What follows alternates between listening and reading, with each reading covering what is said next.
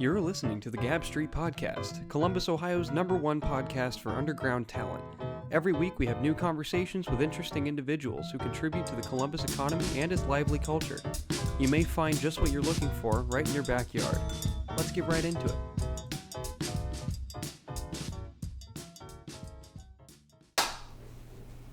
Gentlemen, how are we doing today? What it do, baby? Solid. It's the festive Christmas episode. Today is, well, not today, but today, to the listeners, it's December 25th, that bleak midwinter day.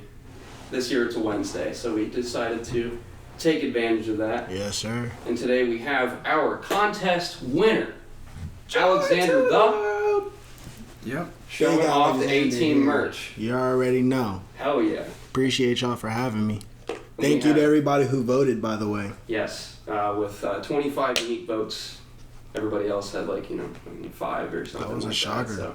That was on a shocker. I didn't expect people to really get that involved for real, but appreciate y'all. They really wanted you on because your fans put your name at least 50 times each. Yeah. So, when is it going to stop? We're trying to count all the votes. That's how you win. So, that was fucking awesome, man. Yeah, I'm glad you're here. Thank you for making the drive. This man is dedicated. He actually drove an hour and a half today from Cincy, where he's from, and we're doing this in downtown Columbus, so, that shit is dedication. So if you're a fan of his, you better listen to the whole fucking episode, because he came here for this. This is, are you doing anything else here today, or are you just heading right back? Still up in the air. I got a couple friends up here I might go hook up with, but there's nothing set. You there's nothing. Might just go back. Yeah, I might just go back home after this. That's fucking crazy, man. Yeah. Get some food and be back on the road. This is officially the furthest anyone has ever traveled for this show. So, wow. Very awesome. Yeah. Appreciate you, dog. It's a milestone. Yeah. I'll be paying for airfare here soon. I'll fly you back to Cincinnati. No problem. It is. There we Fly go. back. Shit. I'll be there in 10 minutes. And making his co-host debut. Wow. After having his own episode, 20 weeks ago or something, we have our man, Joseph Keith, also known as Pussy Boy. Pussy Boy. What is up? Go check out his new project, Quincy Part 1. Came out recently. Appreciate you. If you haven't heard that shit, it's popping. Appreciate it. Got it on repeat. Appreciate it. So, Alxvndertha. Yo. I got some questions for you today. Big questions. I want to hear all about what makes you unique as an artist. Yes, sir. And what brings you up here. So, just to first start off, I have a very strong history in Columbus. I actually spent my whole life going back and forth to and from Cincinnati because of my parents being divorced and everything. There's a gas station, I think it's off of Exit 50 in Wilmington. It's a Shell. I'm pretty sure you probably seen it a couple of times, but when I was young, my mom used to meet my dad at that gas station, and we would switch cars, me and my brother. We'd come from Cincinnati for the weekend or whatever break we had from school, come stay with our dad, and then after the weekend was up or whatever week we were, go back down to Cincinnati. We did that probably every other weekend from when I was 6 all the way to 13. And then at 13, I actually came to live up here with my dad all the way through high school in Columbus State. Graduated Columbus State with an associate's degree back in 2016. I'm at Columbus State right now. Hey, man, it's a great school, bro, but they've got to invest in the students more. They need some more social stuff up there. They need to have more parties, bring people together more. But it's a dope school for the price and everything. I agree. But yeah, graduated from there and then moved back down to Cincinnati, where I'm at now. So I've been back there for about 2 years. Going on 3 years, actually. So, yeah. Oh, yeah. What should I know about Cincinnati that I don't already? Because I'm not super familiar with it. It's really not, in my opinion, it's really not that far off from Columbus. Just with the, city part, being downtown and everything, all the buildings. You got the Bengals, the Reds, which is kind of like the Clippers and the Jackets up here. Everybody knows the Bengals aren't a super duper sweet team in NFL, but it's just nice to have that there. And then like I said, you got the Reds and the Clippers comparisons and stuff. Bearcats basketball, just like Ohio State basketball. I Bearcats don't think anything's football. like Ohio State. But yeah, no, it's just not on that level. No, I'm not going to even hype it up. It's not on that level of Ohio State. UC's not up there all the way, but it's still like the same. The love's still there. Yeah. They're the UC Bearcats fans, no matter what sport they're cheering for, man. You get onto that campus Saturdays, there are people out there on the yard. Like, the Bearcats do this thing where they walk through the whole campus when they're going to their stadium. And, I mean, tailgaters, fans, parents, everybody's out there cheering for the Cats. So it's got its own little family vibe to it. It's just, they don't compete with the Big Ten, though. Right. Even I know that. Right. So it is what it is. What's the music scene there like compared to here? Music scene, I would say here it's a lot more. It varies a lot more. In Cincinnati, you have a lot of guys who want to be more like trap artists and stuff. You see a lot of people, talking about certain things that goes on in their lives and everything. And I try to hold true to that to a certain extent, but I'm not, for lack of better words, in the streets like that. I've got my history and everything, but I'm not going to be out here rapping about moving pounds and, moving weight and all this other stuff. I just rap about things that go about my daily life and feelings that I had, things that I experienced. So, but music-wise, I mean, the Pipeline shows, you see a lot of different artists when their shows are up here at Victories, I believe, than they are down right at there. Arts OTA. Yeah. We had a guy, the first time I did a show for Sam at Arts OTA in a Pipeline, we had a guy. Yeah, big shout out Sam Rothstein. Big shout out. There was this guy, I forget his name. You guys probably know him, but he walks around with the mannequin head. I know who you're talking about. I can't remember his name, bro. I know who you're talking about. But he's just like I should know who this is.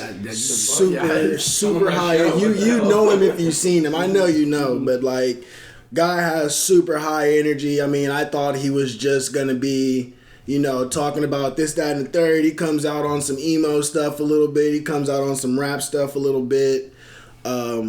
Just real dope artist. So it's just like a lot of people in Columbus, I mean, they're in their own lanes for the most part. And it's like kind of people in Cincinnati try to click up and stick together. So it makes the competition a little bit harder, but that's why I'm in this lane that I'm in. And I'm just kind of zooming past everybody down there. So. Oh, yeah. We have a group here that's, we interviewed them on episode 28. They're called The Collective. The Collective. Like, whenever they do Declassified, you know who I'm talking about. They're all on stage, like, arms around each other while somebody's rapping in the middle. Like, are there any groups like that they're just like a crew behind them the whole time? Or we have like that? I work with a bunch of artists who kind of do stuff like that. What is the A-Team? Is that what you're the talking A-Team about? is just the A-Team is just my thing. Okay, cool. Yeah, I'm trying to push this as like a merch.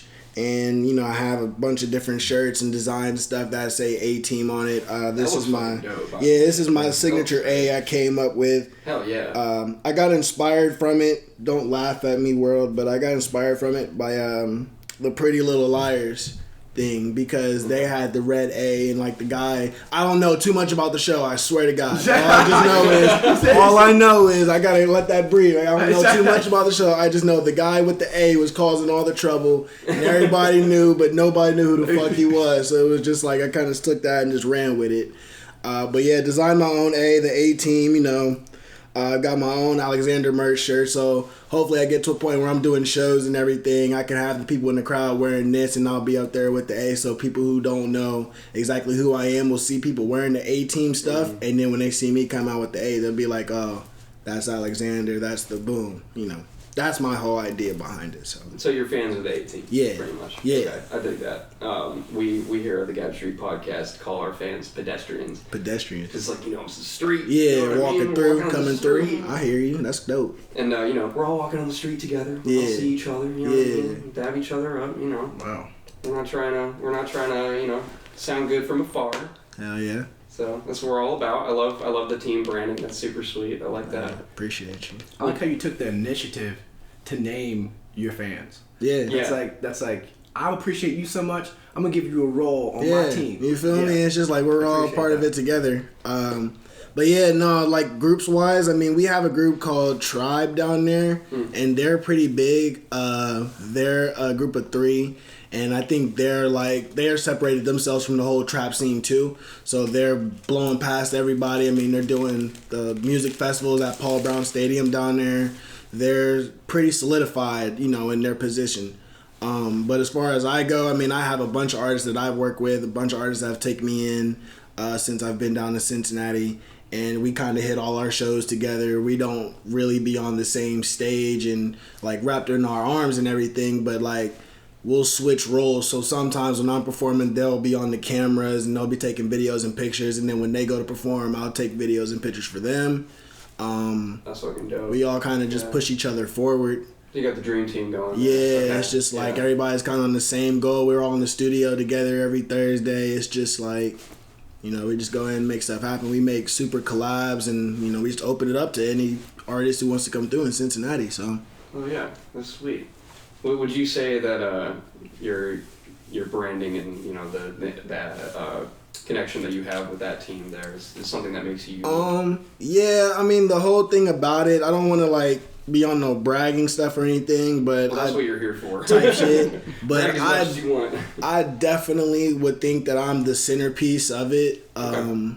I mean, I'm not afraid to say that I work the hardest. I'm not afraid to say that I put the most in. I'm always doing, something when it comes to this music stuff, whether it's the merchandise, whether it's, making the phone calls to get shows, whether it's making phone calls to get other artist shows, finding out opportunities, recording and actually writing. It's I'm always doing something. I really don't have time for anything else that I used to do before I started doing this full time. So it's a bit of a process, but I got an interview done with my guy Mark Williams, and he was from TPC. Yeah. So he kind of he was a guy that I met in high school. We played on the same football team. I went to Gahanna Lincoln High School up here in Columbus.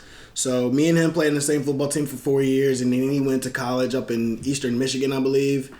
Started his thing, and then he came back to me because he knew I was doing the whole music scene. And got my interview and was bro, this is what I want to do.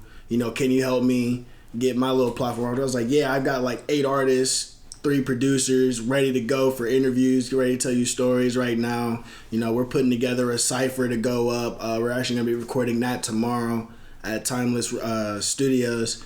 So it'll be me, Lizardman, Clutch, Melly 3E, and Shmuel Ocho. I don't really know how to pronounce his name. I hope I didn't badger your name, bro. But all of us will be on the cypher tomorrow. We're going to be recording it. And then they're going to get their interviews, and we're going to just help people promote themselves, get a little platform, get more people to see them. And he came to me about it. So he came to me, and I took it to my team. So I put everybody up, after me. I have a couple questions real quick. Yeah. So, you said that you felt like you were kind of the centerpiece, right? Yeah. In Cincinnati for everything that's going on. At what point would you say that began? At what point would you say, you know what, today is the day that I started really being solidified as holding the glue? I would say it began last year. Like I said, it's a bunch of us guys, and I think it was the summertime going into July. There was a music festival, Ohio Music Festival up in Akron that I had got selected for. I didn't call, I didn't, apply or anything. They just came to me and was hey, we want you to do this. So I was cool. I started promoting it. Next thing you know, a couple of my guys start showing up on the same card.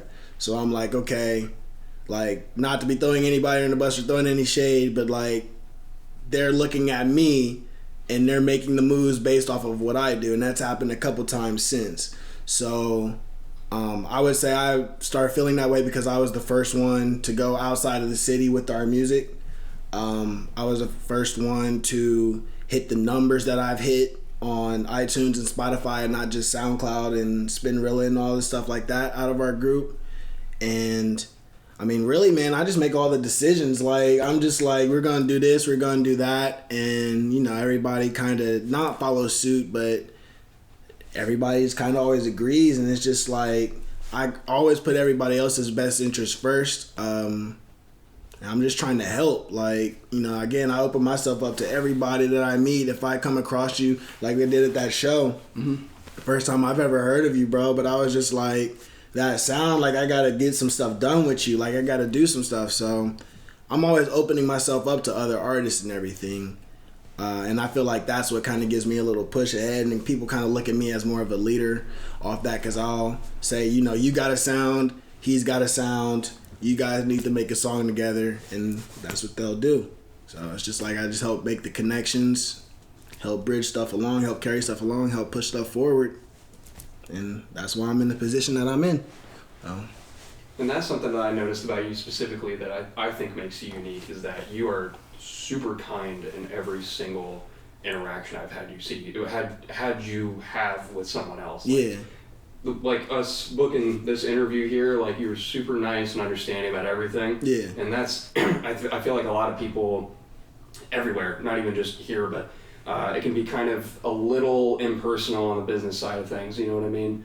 Where, I mean, we do this for the love here. There's no money exchanged in this show, but like a lot of the interactions you'll have that I've had in the city will be like single word answers over text, and not really opening yourself up to anything. Can't do it. Yeah. I think being open to helping others out in that way, setting yourself up in a position where you are providing something for other people. It's not just, hey, reach out and support me, or hey, here's my GoFundMe, you can do this. Like, you're actually saying, this is something that I'm providing back. You will get a return on investment. Exactly. And a lot of people aren't minded that way, so I think that's important in your success, and I think that you are successful because of that, and I think that's a big factor. So I think that's really awesome. It's like when I first started, on my journey and everything, I of course had my recording processes early and everything, but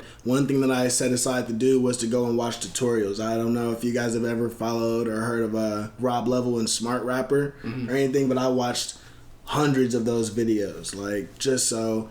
And just the basis of what he does, like he just talks about for mostly indie artists and people first starting out, he gives them ideas to make money. He gives them ways to, book shows and everything from that to just networking. And so a lot of the things that you said about me being kind, I just try to treat people the way that I would want to be treated. I don't want to go and approach anybody with any type of attitude or any type of what's the word?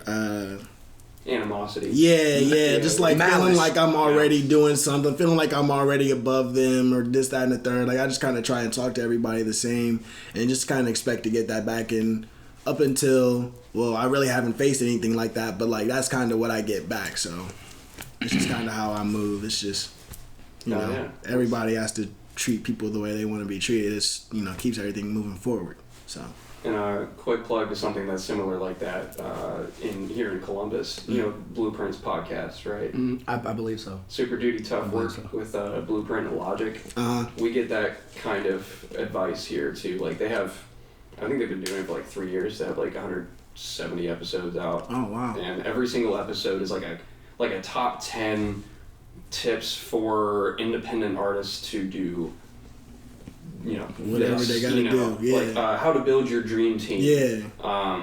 How to properly market. Like they did a whole episode on how well Run the Jewels did their marketing and stuff like that, and they just based it off that artist. And the usual co-hosts, say Crypto and I, are avid fans of that show personally. So.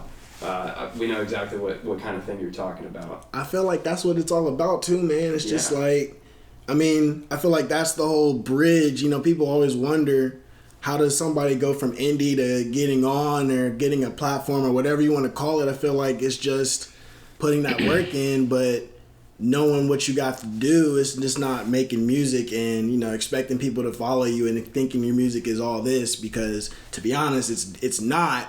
Otherwise you'd be already up there. Not putting anybody's, craft down or anything like that, but while we're independent, we have to know how to move and navigate through the business side of music. And I feel like the people who put the effort into that along with their music are the ones who go a lot further than the ones who just focused on the music or focused on being on Instagram or focused on doing this and that. That's one thing that I try to tell new and up-and-coming artists that, I talk to, is just like, if this is what you want to do, like, you don't want to just do it for clout and do it to look cool. Like, you got to do a lot of business. You got to do a lot of reading. You got to talk to a lot of people. And once you get in the habit of doing that, it'll become easy for you. It'll just become second nature. It's like your own manager or however you want to call it, and you'll start to see results. And once you start seeing those results, that's how you know you're on your way. And it's just about continuing that process. But yeah, I feel like people who take the time to, receive those tips, no matter where they're coming from, as long as you're getting those insights and getting that knowledge, it'll take you a lot further than just the image of an artist itself would. So that's one thing that we try to preach to all the people that we work with too. So with that being said, and with you saying that you're like a big part of the scene, I feel like there's sort of like a responsibility on your end to make sure that message gets across. Yeah. What are some ways, besides just maybe talking like casual conversation, that you try to make sure that you're pushing that to your city? Well, like we said, we're working with TPC is really big with us now. What's TCP? TPC is Takeoff Productions Company. Okay. It's my friend Mark Williams' company, the guy who gave me the interview. And like he said, or like I said, he's trying to basically start his own platform. I mean, his goals, I think he wants to have his own label one day, and he wants to be able to manage artists and stuff. But he's starting right now with just getting people's names out there and getting the promotion. So he knew me personally from high school, and he was in Michigan, and he came and rocked with me. And after that, he came to me and was like, "Yo, this is what I want to do." It was a conversation, but I went ahead and pushed the message forward. I mean, I made a post about the cypher and everything, and we're just using this first event that we have to really like let everybody know, like, while this is free, while this is still like first come, first serve, if this is what you want to do, then you need to lock in with me and Mark Williams so we can get you guys going on an interview. We can get you some camera time. We can get your story out there to the people who need to see it, not just your friends and family, because that helps and that's great and all, but like, we all know you want your name to be buzzing around the city like that wherever you're at. So let us help you, make that connection for you. And I mean, that's basically what my responsibility is. He's running the whole show. He puts up all the money, and he books the studios and all the session stuff. But me as the artist and somebody who's already gone through the process, I take the initiative and just be like, bro, look what this guy did for me. He can do the same thing for you. And again, it's still free. So up on that. Yeah, while you can, you know what I'm saying? And they're TPC Mach 1, yeah, right? Yep. On Instagram. Okay, cool. Yep. Shout out to them real quick, because their setup is super professional. Like, they had the whole desk in front, and they had like all the rap legends behind you and everything. I thought that was super kick-ass. That's Timeless Recording Studio down there in Cincinnati. And that was a great experience in itself. It gave me so much inspiration just being in that room. I mean, they have, like, on the walkway to the hall, I think they have 2 studios, and we were in the small one, mind you. Damn. But just on the way down to the hallway to that studio, I mean, they had all the records and everything that was certified that had been recorded in that studio. The guy, Chris, was the audio engineer, and they had, like, I took a picture next to the Young Thug. What album was that? I can't think of it off the top of my head, but there was a Young Thug, I mean, Bootsy Collins, a bunch of just musical legends that, I had no idea had been there. It was my first time being in there, so it was just like the vibes when you walk in. Shout out to Mark for real for putting that together, but really great time. So yeah, he's the one that, will go ahead and book all that stuff. He just needs to know that you're serious about your craft, and you're going to take this opportunity serious, and he's got you, man. I mean, it's just pretty much that straightforward, and that's what we're trying to do. That's our way of giving back right now. Of course, later on down the line, we plan to try and make some money off of this while we can, and but right now it's just all about the craft. I mean, he's getting his stuff still set up. He's opening up a merchandise shop this year in 2020.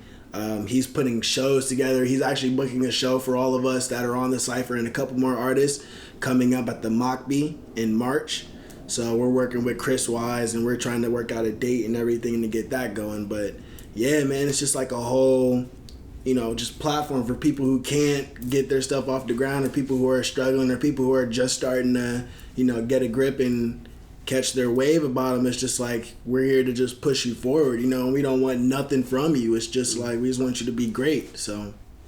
Oh yeah. So for the artist, that's like yourself, because you said that in Cincinnati there's a big type of rapper. Yeah, it's a Cincinnati. big box. Right. And you're saying that you're not in that box. No. And with being a leader and not being in that box, have you found a way, or are you thinking of a way to encourage other artists like yourself? Because there's no way that the whole city is in this one block. It's just that the people that aren't in the block aren't getting the shine. Haven't came up yet. Right? Yeah. Right. So how do you do you plan on trying to grab the others that are like you, that maybe just are afraid because they don't want to go against the grain? I mean, I don't really if you're a trap artist and that's what you do, cool. I'm not gonna be oh, we're not gonna work with you because all you do is trap or whatever. Right.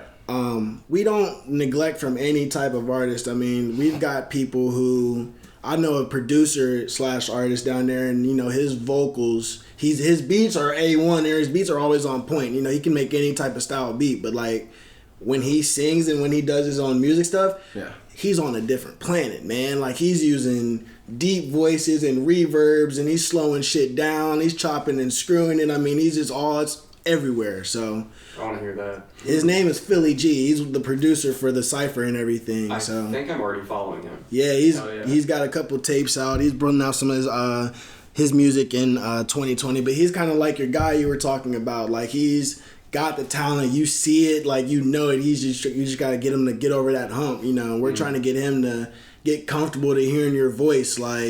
What you do is cool and everything with your music and everything, but bro, we want to hear you. So, but to your question, Joe, it's it's not really a matter of picking and choosing. It's just whoever wants to work with us, we're open to work with. With me being outside the box, I would just say to people who are coming up and everything, just be yourself. That's my whole thing about it, and that's the thing that I say in a couple of my songs.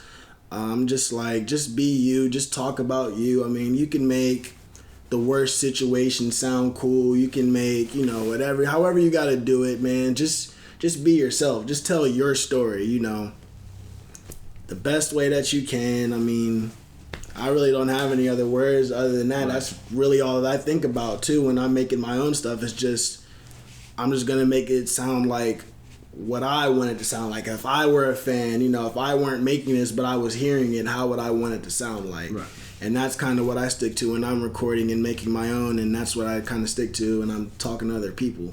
It's just you just got to be you. You can't be like somebody who's already doing it, because sooner or later you're going to get caught. And right. It's just either that or you're going to have to stick to this persona for the rest of your career. And it's just if you can handle that, if you can manage that, then more power to you. But you'll sleep a lot better at night talking about some stuff that you've gone through that, hits you personally, than just trying to make a hot lyric or something like that for a song to get a couple likes. I don't know. It's just how I think about it.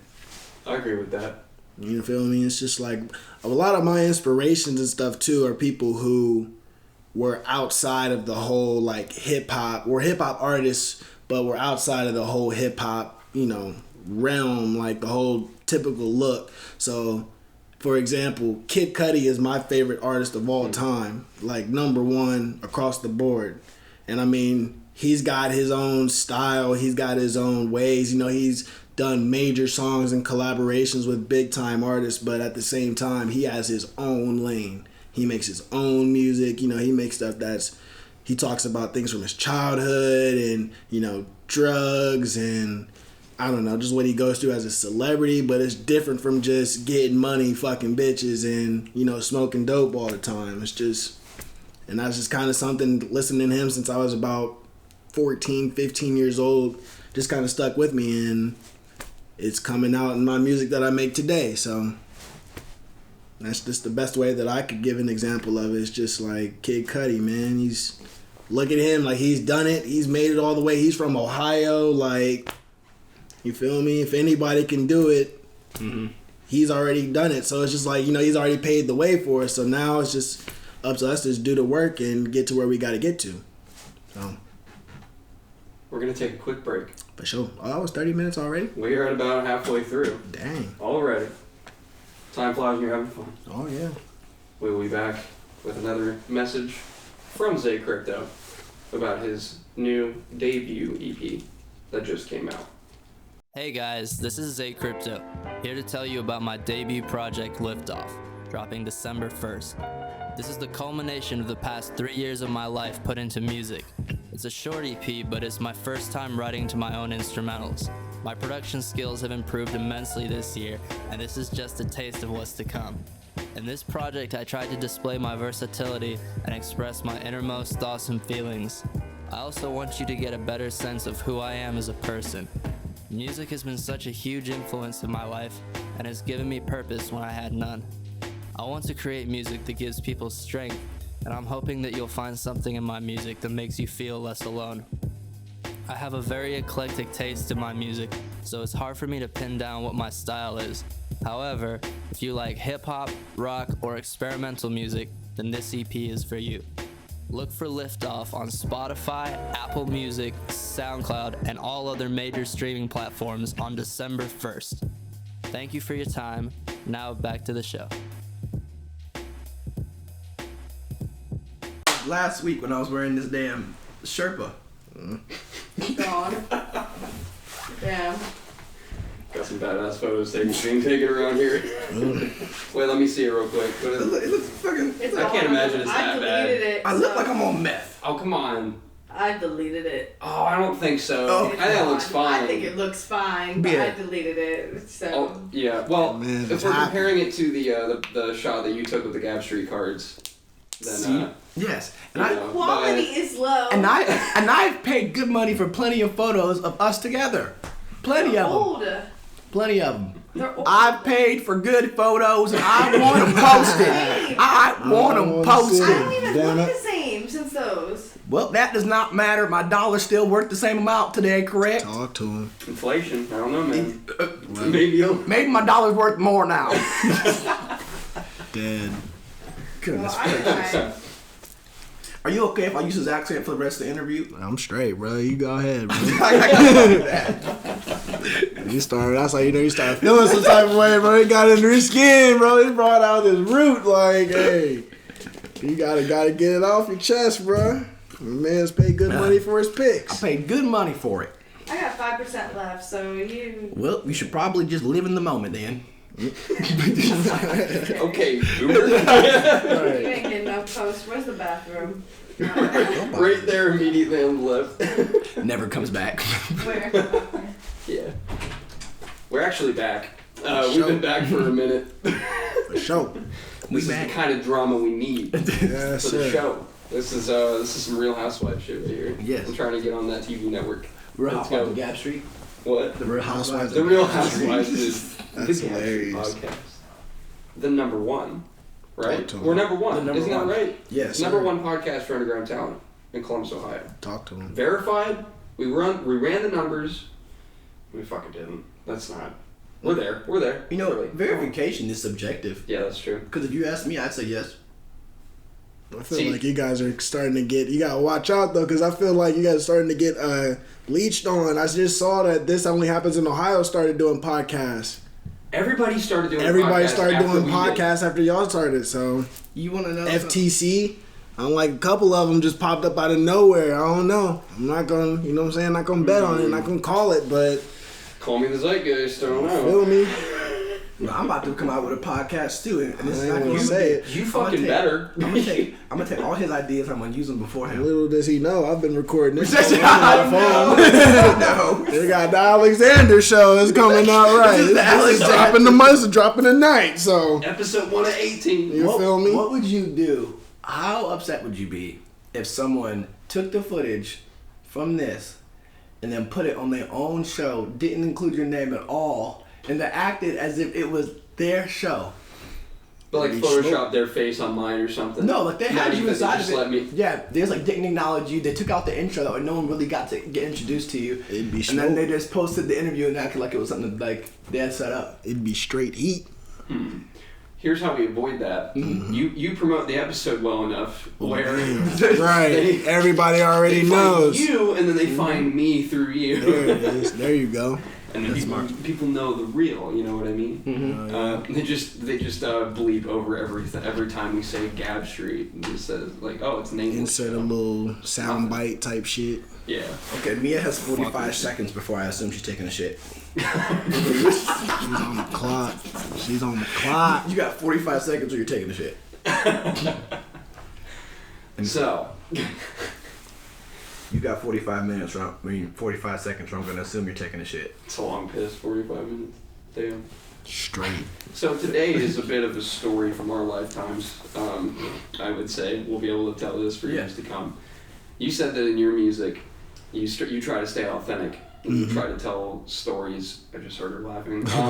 You try to tell stories from your own life, and you try to be real in all of your lyrics. Yeah. I wanted to ask, what are some of those stories? Okay. So like starting way back, I mean, one of the first, I think it was the 4th song that I ever recorded off of a iPhone 5S and a pair of Apple earbuds. Nice. It was this app and it was called, what was it called, bro? What was it called? Calling her mom on the phone. Oh, yeah. It was called Band something. Bandcamp? Bandcamp? Like that's what you put it on? It was like an app, that you could record and shit on. Okay. Probably, yeah. That's a big one. Recorded on that, and it was a song called Same Side. It's on my SoundCloud, and it's like way at the bottom. But it was when I went through a rough patch with my dad. I mean, we weren't seeing eye to eye on a lot of things. You know, I started like smoking weed and everything, and he had a really strict line rule against it. Come to find out that this motherfucker was selling this shit in college, like right around the time where I was being conceived and everything. Like he knew he was having a kid, so it was just like we were on two totally like different planes. I'm just like, bro, he's hypocriting me and this, that, and the third. But I made a song about it and called it Same Side, where I'm just talking about how you say you want what's best for me, but then when I say what I want, you know, you say it's not good enough, or you say it's not this, you say it's not that.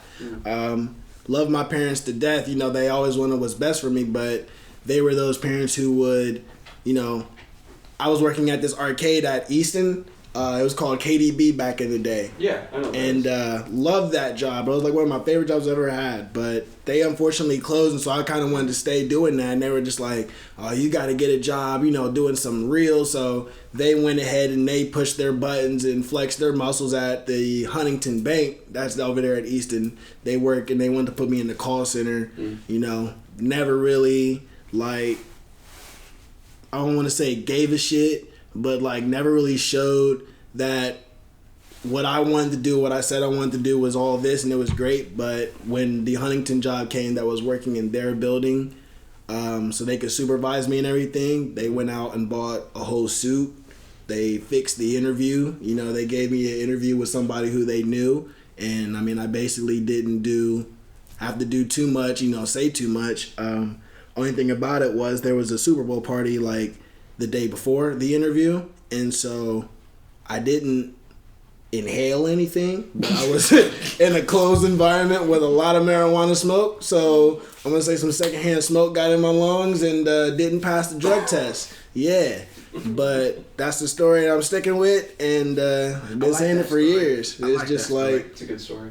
But like, you know what I'm saying? And then when that shit didn't happen, you know, when those results came, I mean, I told him like I swear to God, I didn't like take the blunt and hit it one time. But people were for sure passing that shit right over me. So it was just like, could have been in there for a little bit longer. I don't know. But yeah, when that shit came back, they were just like, oh, you messed it up. Like, I was like, I didn't want to do that in the first place.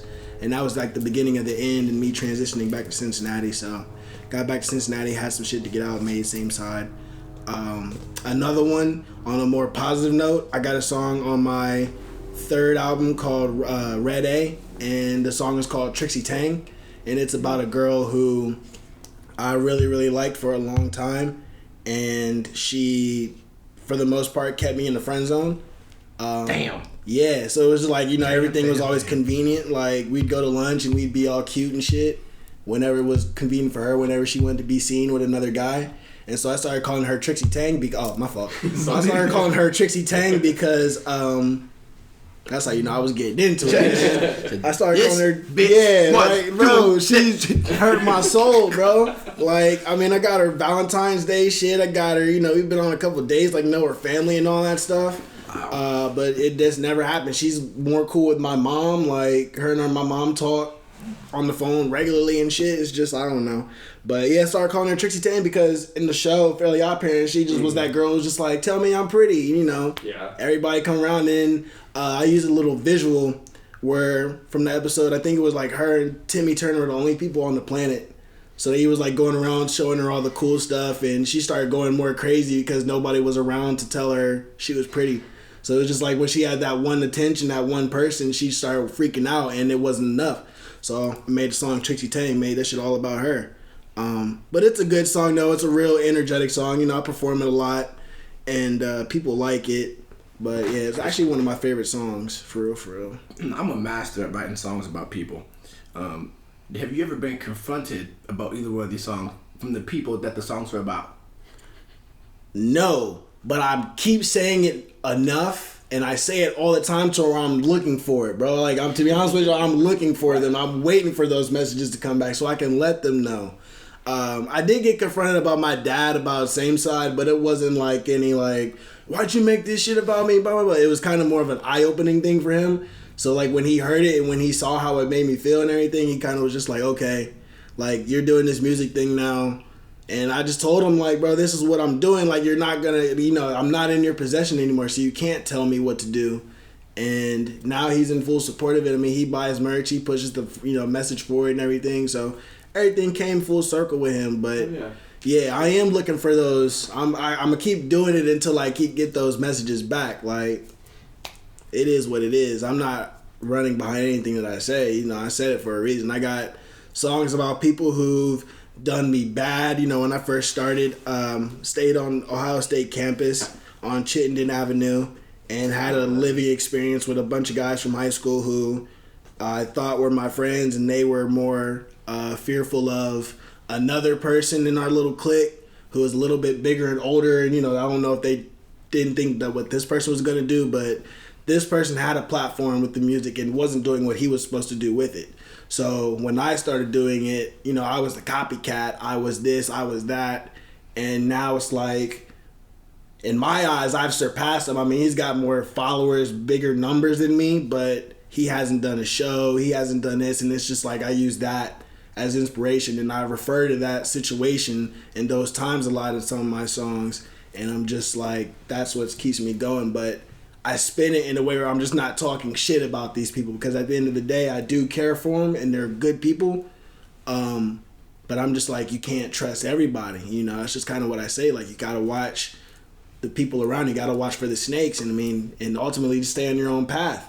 And, you know, that's why I'm traveling across Ohio doing shows and about to go on tour with Sam and, you know, doing all this shit early 2020. And he's still at the happy hour shit, bro. Like, I don't know what the, you know, really, like, I just talked to him not too long ago. Bro, I just talked to him not too long ago. It was just like, what you doing? Like, you know, how you been? You know, we don't really be in contact and communication because of everything that went down.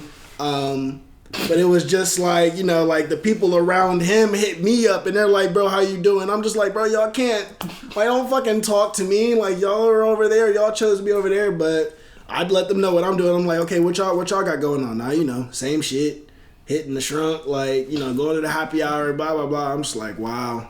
Is the happy hour like a venue name? No, it's like literally happy hour. Like you're literally talking like, about, yeah, like this dude just at happy hour. It's called the Shrunken Head? Yeah, the Shrunken Head. Yeah, we're on Ohio State. Yeah, that's where they be at, man. And I mean, like, I was really down bad probably 2017, so I was really riding with them, and we would be over there from like 5. I think they have like happy hour starting at 4, and then like at 5 everything is like $1. They call it the happiest hour. Nice. And so that just became like a thing, and that was like 2-3 years ago, bro. And they're still there like every day. It's just like, damn. I don't know what to tell them. So like, I don't know what to tell y'all, bro. Like when you had deals from Def Jam and shit, and you fucked it all up. You know, spend all your money on Xans and drugs. And speaking of Def Jam, I got this text message from somebody the other day. It said this is Def Jam, hit me back. So then I called him at a show because I was at the show and I got the voicemail. I called him back. Dude answered the phone. He said, "Oh, the office is closed today. Let me call you back tomorrow." I said, "Office of what?" And he hung up the phone. So I'm like, okay. yeah, I know. shit, scat. But I feel like that would be a fun prank call to do. Yeah, that's why I called back. I was like, okay. I said, Hi, I'm Interscope. they called you and said this is Def Jam. No, I look. get emails and No, shit look. all the time, but I like got a text message right here. It says something that like, shit's crazy. If they called me, I don't know what I'd do. Fuck that. it said, let me see here. Did it say, "Hey, this Def Jam"? Is that Right. just all it said? No, it wasn't good. It wasn't good English. There's a guy named Jam that can't hear that well. It was not good. Okay, look. It I hope says, some of you laughed at that. Def Jam. Def Jam, please call. Yeah. Okay, fuck that. That's a scam. Yeah, that's a scam. And they spelled Def DEAF.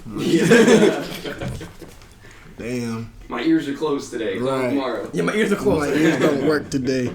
Dead. So since we're talking about actually doing shows, actually getting shows, actually putting in that work, so to speak, you know, how the young people might say it. We have a boomer over here, so we have to, maybe put it in conversation. But, Yes. yes. Smoking that devil's lettuce. Yes. Absolutely. What were some of the Absolutely. hurdles that you had to get over in order to perform for the first time or to continue to perform after some bad shows? Like, I wouldn't say. Well, no, but my first show was probably the most horrific one. It wasn't a bad show by any means. It was just that, yeah. That's horrific. It just was that first show, like, word. it was just like that first one. It was just like, I was in the gray about it all the way up until I had the microphone in my hand. And I was just like, oh shit, this is about to happen. Like, then my song comes over the speakers and people are looking at me. And it was it was at the Mad Frog down in Cincinnati. It was my first show for this company called Alxvndertha. And they like help independent people get shows, but they're kind of fucked up. I mean, they're doing their own thing, but I don't really work with them no more. Yeah. like that.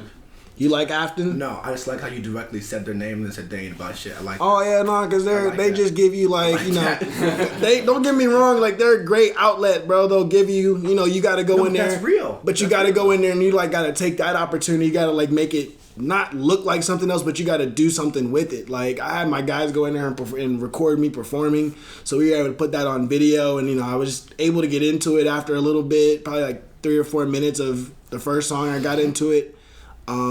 But for the most part, like they'll give you a contract where you have to sell 20 tickets, I believe at like $12. You can either sell them online, which is really hard to do, which I found out. Like I thought you could just make a post and be like, hey, I'm performing here, all I need to do is $10 and before this date and come see me perform. And then when you get to that show date and they're checking you in and it's like they don't call your name because you didn't sell one ticket.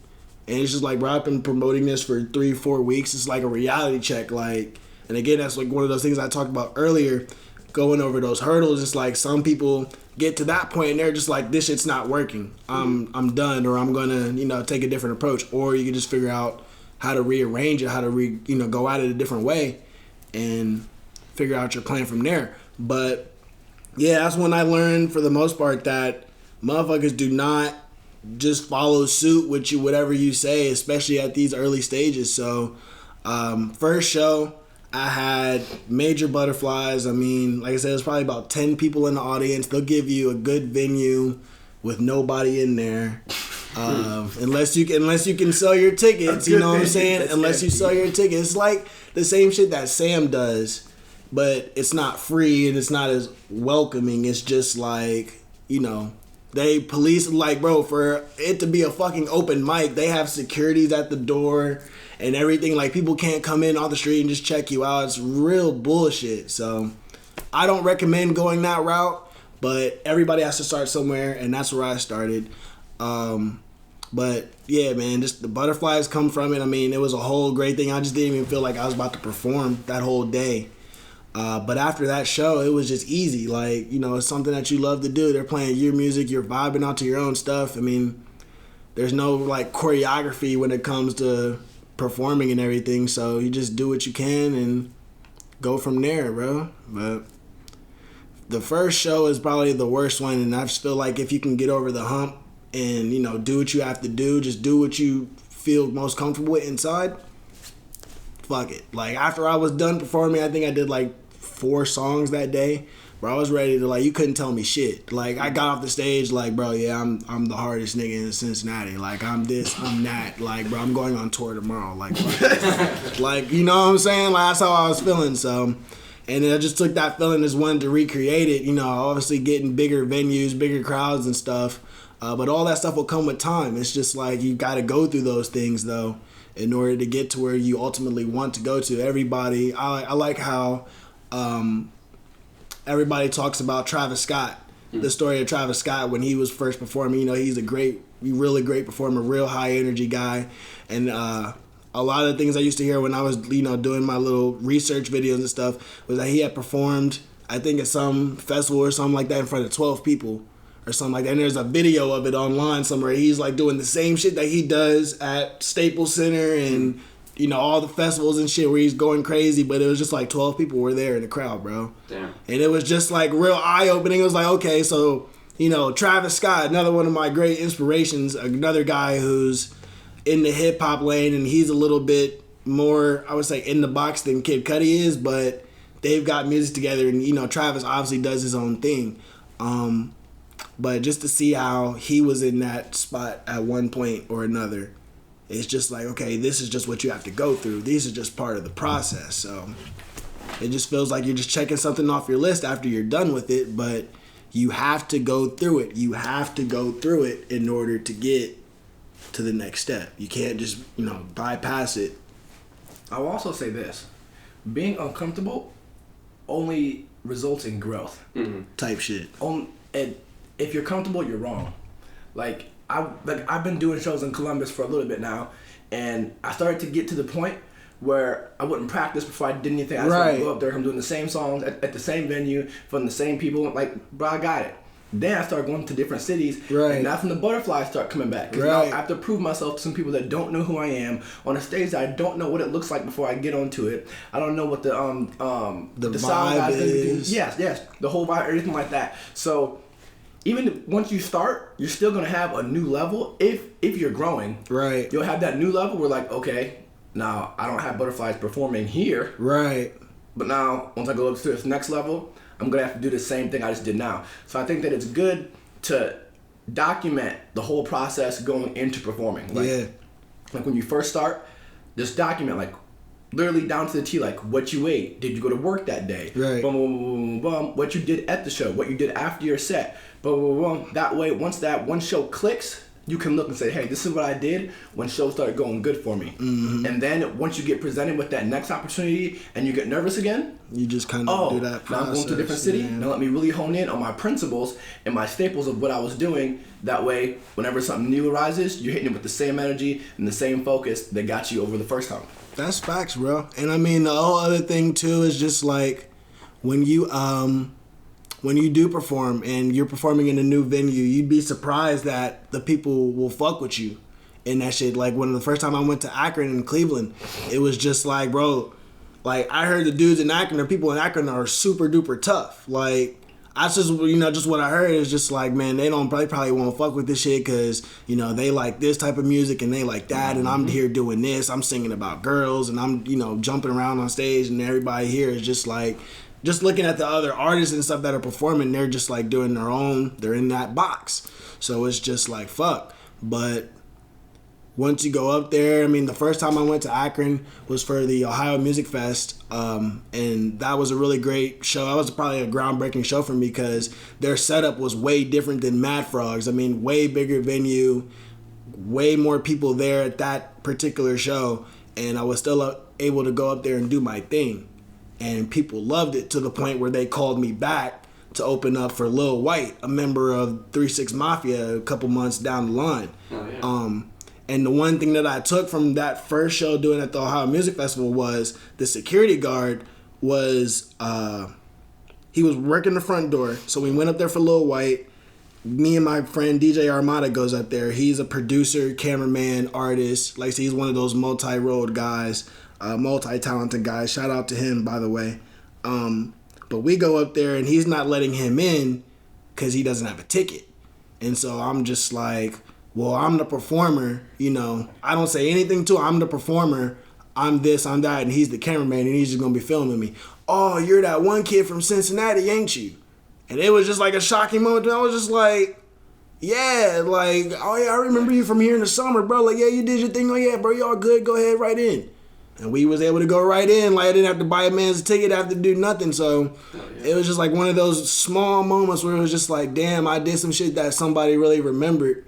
But yeah, that's just one of the things I wanted to add to that. It's just like when you go to those cities and you get out of your comfort zone, you'd be surprised by the response that you get from just being genuine and, you know, being yourself for that moment.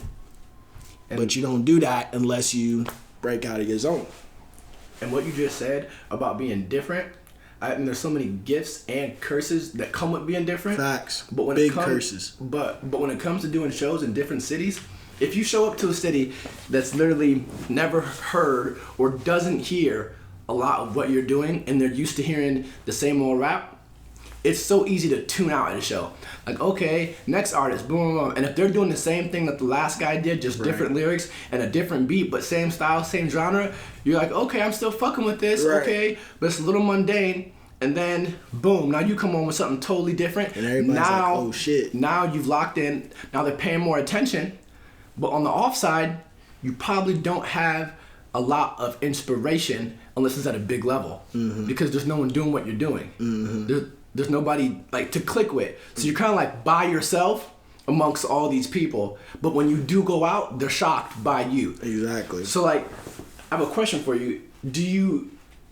How do you work with that? Like how do you try to find people that you can gravitate to when you're sort of like in your own lane? How do I find people to try and gravitate to? I mean, for the most part, bro, everything up until me working with TPC and all the guys that we work with has kind of just been a hit or miss thing. I mean, I've kind of gotten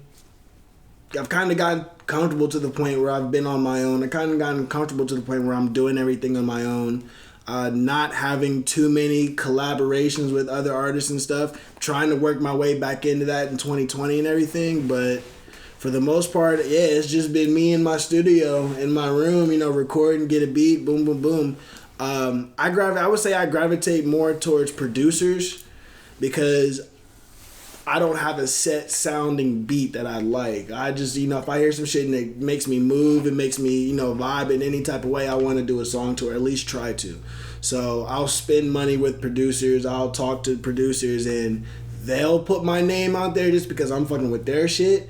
But when it comes to like artists and stuff, again, like I talk to everybody the way I want to be talked to and treat everybody the same. But I haven't really like tried to gravitate towards anybody in my own lane. Like you said, my inspirations kind of come from people who are way above me just because I am different. I don't know. That's a good question. It's You got responsibility. Yeah. Because there's other people like you Yeah. that aren't as far along as you are. So what I would suggest is just taking that and being like, damn, I ain't got nobody to fucking look up to. That I can actually talk to and message right now. Yeah. So just become that big homie. Type shit. Yeah. I'm kind of cool with being that role. Like, I don't mind doing that. That's what's up. And then you'll be surprised how many lifetime listeners you'll get. Yeah. Type shit. Like, because I'm pretty, like, I went so long trying to get fans that weren't rappers. And I said, the ultimate fan is the rapper. They love rap so much that they decided that they want to fucking do it. Right. So there's nothing to be ashamed of going up and doing a show and everybody in the audience that's saying your lyrics are rappers. That's the biggest fucking compliment ever. That's like Michael Jordan taking off his jersey and giving it to LeBron James. Like, Right. a basketball player's giving me his jersey and I play basketball. Right. You know what I mean? So you letting me know, like, you're on your way type shit. Exactly. Yeah. Exactly. So, I mean, yeah. That's just something I want to just throw out there because that goes along with what you were saying. But That's dope. that's some good shit right there. That's dope. And speaking of people looking up to you and just liking your music in general, a lot of those people voted for you to be on the show. Mm-hmm. I wanted to know what is something that you want your fans to know about you that you maybe haven't broadcast that much. One thing that I would like my fans to know about me is just that, one, I'm not gonna stop. I'm not gonna quit. Like, I mean, if that's not evident by now, then it's slow for you. But I just want my fans to know that, I'm still the same me. Everybody that's known me for such a long time, through high school and middle school and lifelong friends and stuff, I just want them to know I'm still the same guy. I'm still interested in the same things. Still talk and act the same way. Still get goofy around the same people. It's just that, this has become more...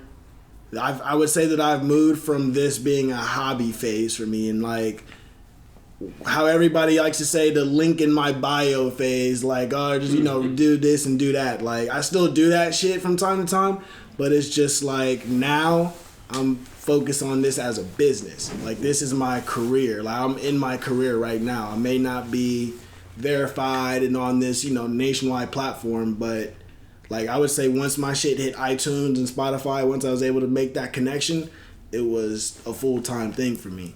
So I may not be around as much to kick it and party and, do this, that, and stuff in the third like we used to, but you still hit my phone, you still call me, and, if I don't hit you back or if I don't answer, I'm gonna hit you back. I'm gonna text you back. I'm still gonna find out what's good with you. I'm still gonna link up.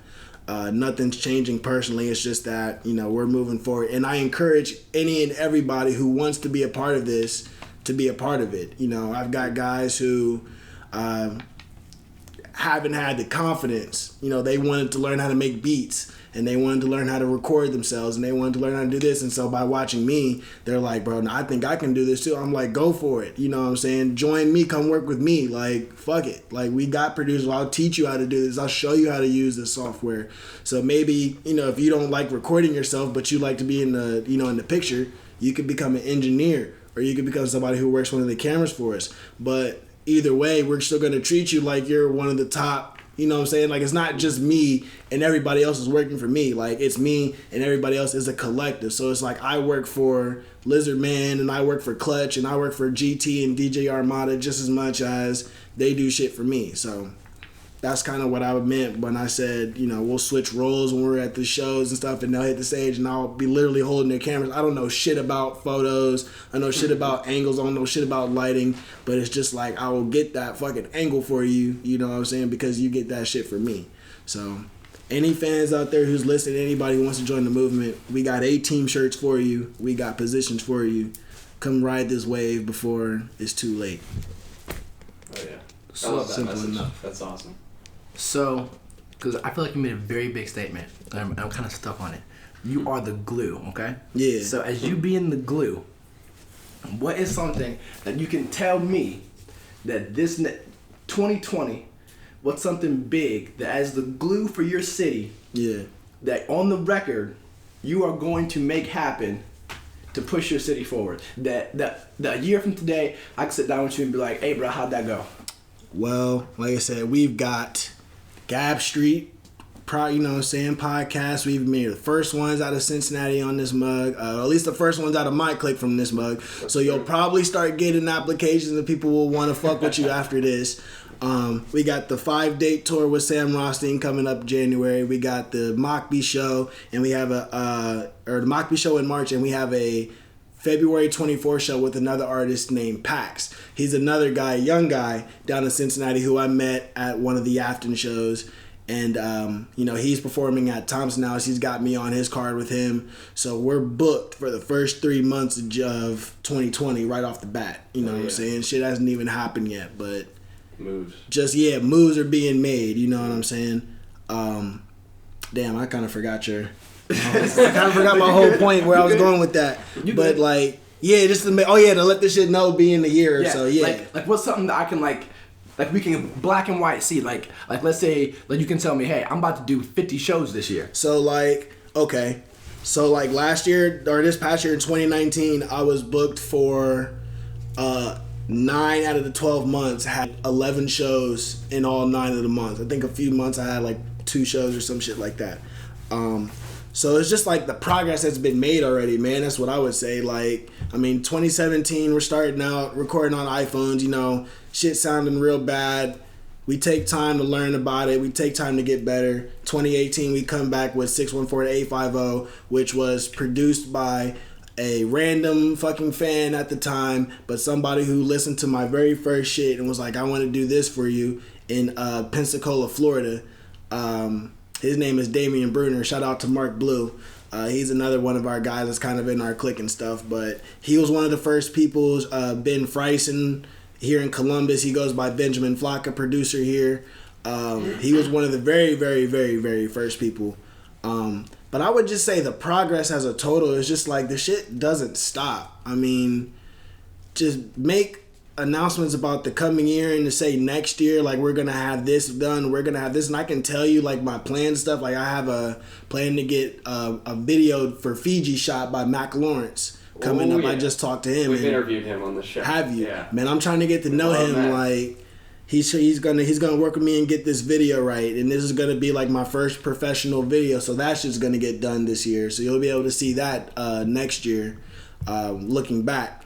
But trying to make moves with bigger people, trying to just, you know, progress, man. Just keep networking, I met Sam Roth this year. I met you guys this year. I met a bunch of artists this year. I met a bunch of producers this year in 2019. And in 2020, it's just like we're just trying to take the next step. It's just like we just keep going.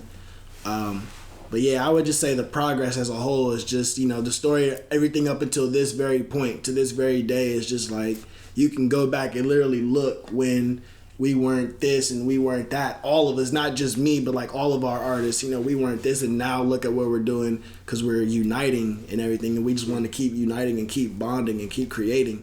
So I would say that's the best thing that I could tell you, that, you know, you're gonna be able to look back on in black and white. Like, this is just what it is, man. Like, this is the motion from now on. This is the wave. It's just like. Do you think that you could double your show count from 11 to 22? Definitely, I would love to. So show count right now is already at like 8, and that's just the first 3 months. I mean, I haven't even heard back from some of these festivals and stuff that we're trying to apply for. Still haven't, you know, some of these opportunities and events that haven't come up yet. But yeah, I mean, already to be through March in 2020, it's 8 shows, and what did I say? I did like 11, 12 or something last year. It's like I'm almost there. So I would love to do 22 shows, 24 shows, 30 shows. Shit, I'd like to go on tour 2020, you feel me? I like to do a show every day if I could. I'd love to be able to quit my job and just be like, you know, this is what I'm doing from now on. Want to start doing shows where we getting some money back from them. We got to figure out how that stuff works. But again, all that stuff will come with time. I'm not really too forced about it. I'm not going to deny any opportunities because I'm not getting paid for it. I'm still going to be doing these pipeline shows because those are great fucking shows. Those are great vibes. Like, but yeah, we want to see everything double. We want to see all the numbers double. We want to see all the plays double, monthly listeners double, all that shit. Oh yeah. And just keep going, bro. Where can people find you and your music, and how can they support you best? Everybody can find me online at Alxvndertha, Alxvndertha.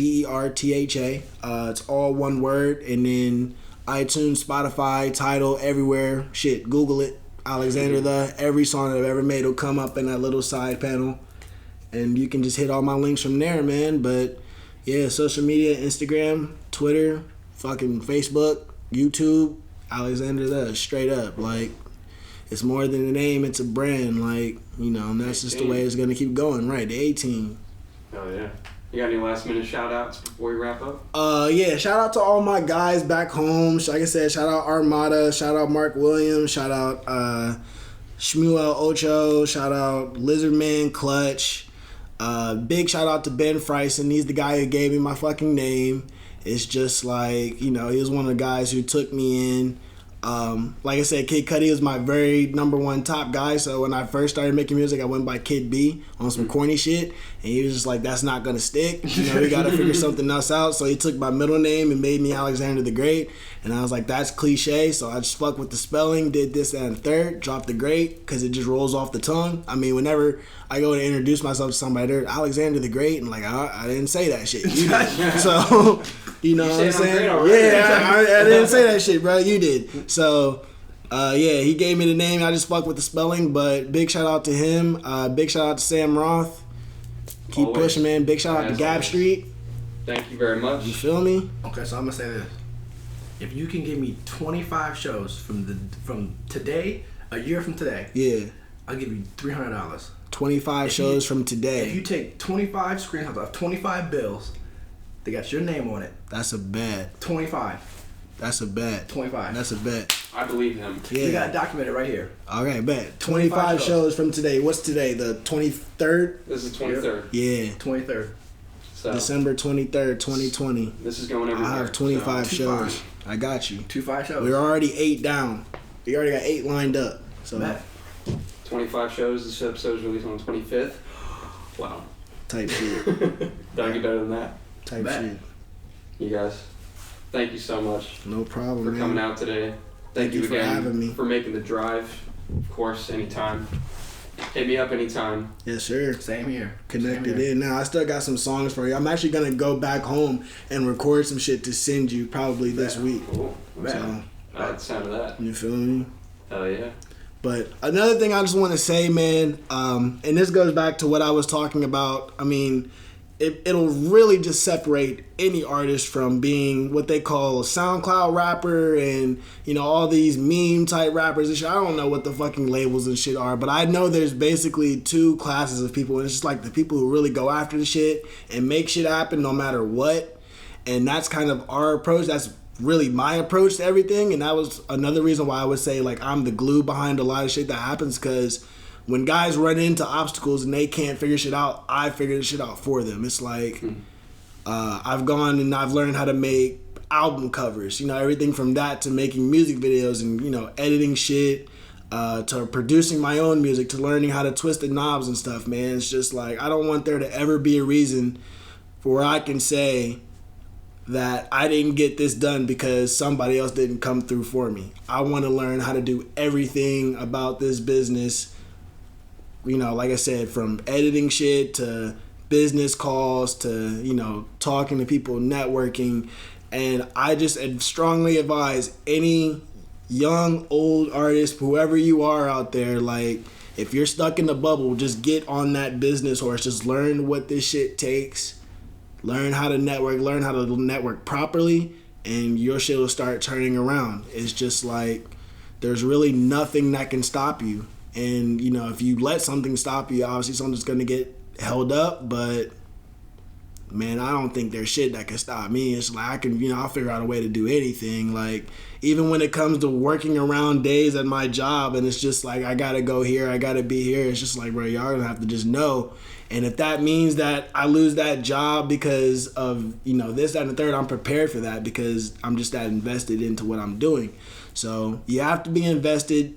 There are no real hurdles. There are no real bumpers. You know, you just have to, like you said, get comfortable with being uncomfortable and just do what you got to do.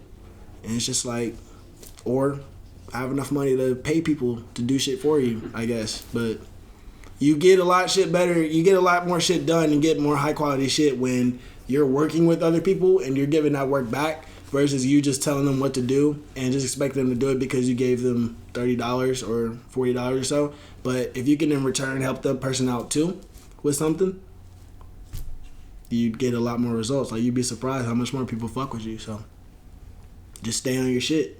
Grind, grind, grind. Wise words. Thank you for that. Super wise words. Yes, sir. Much appreciated. Thank you again for having me. Thank you everybody who voted for me. Again, that shit shocked me, bro. I didn't know people was really tuning in like that. So, Pedestrians, you know what the fuck's up. yo. If you are on that mailing list, you know what's happening in the next 2 weeks. Wow. Next week's episode, New Year's, is unannounced. It is secret. You will not know until it comes out. Gotta keep them on their toes, you know what I mean? So you probably saw that little dark block in the email there. Probably freaked you out a little bit. Don't worry, we won't be releasing anything too scandalous. So Too scandalous. too scandalous. It'll be a little scandalous, but not too scandalous. Hey, you gotta keep on the edge of their seats, man. That's true. Also, we got our Teespring shop. Buy the fucking merch. If you support the show, please do. We get because of Teespring's cool. We get a rather sizable cut of it. So you know you're actually supporting us. We used to have Redbubble, and you get like $2 from a sweatshirt. Oh yeah, shout out Teesprings, bro. Yeah, Teesprings that shit. Yeah. So, but yeah, we will see you next Wednesday morning, just like every single week. Have a good week, pedestrians. Peace out, bitches. Perfect.